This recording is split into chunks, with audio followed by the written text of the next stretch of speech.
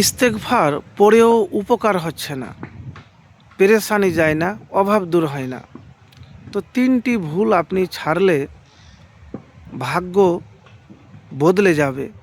ভাগ্য এমনভাবে বদলাবে যা আপনি কল্পনা করতে পারবেন না।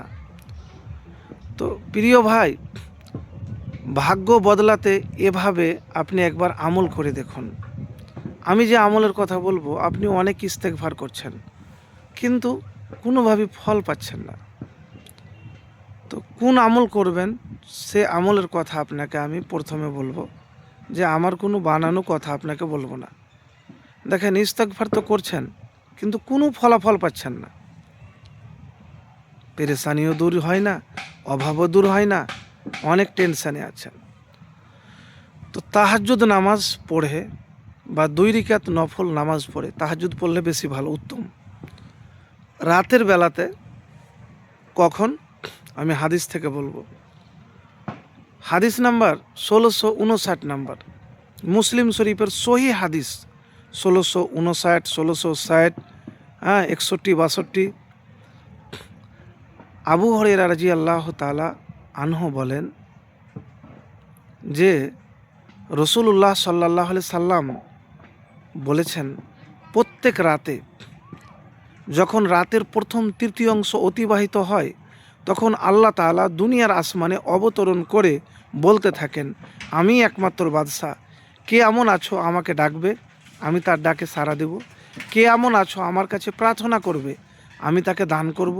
কে এমন আছো যে আমার কাছে ক্ষমা চাইবে, আমি তাকে ক্ষমা করব। ফজরের আলো ছড়িয়ে না পড়া পর্যন্ত আল্লাহ তাআলা এরূপ বলতেই থাকেন। তো প্রত্যেক রাতে আল্লাহ সুবহানাহু ওয়া তাআলা দুনিয়ার আসমানে অবতরণ করে বলতে থাকেন, আমিই একমাত্র বাদশা, কে এমন আছো যে আমাকে ডাকবে, আমি তার ডাকে সাড়া দেব। তো প্রিয় ভাই, রাত 12টার পরে বা ফজরের নামাজের 1 ঘন্টা 2 ঘন্টা আগে উঠে এই আমল একবার করে দেখুন।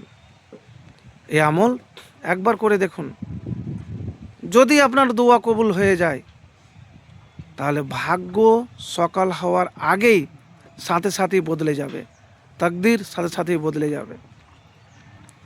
আর 3টা ভুল ইস্তেগফার করার যে আমি বলবো, 1 নম্বর হলো লোভ লালসা ত্যাগ করতে হবে।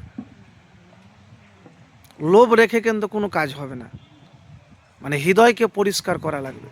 দ্বিতীয়, আপনি ইস্তেগফারও করছেন, পাপ কাজ ছাড়তে পারছেন না। সমস্ত পাপাচার থেকে আপনাকে দূরে থাকতে হবে। পাপাচার থেকে যদি দূরে না থাকেন, অবৈধ কাজ না ছাড়েন, অবৈধ কথা না ছাড়েন, তাহলে ইস্তেগফার করেও লাভ হবে না। আর 3 নম্বর হলো, ইস্তেগফারটা করবেন আল্লাহকে খুশি করার জন্য, সন্তুষ্ট করার জন্য। যদি এইভাবে আপনি আমল করেন তাহলে ইনশাআল্লাহ ফলাফল পাবেন।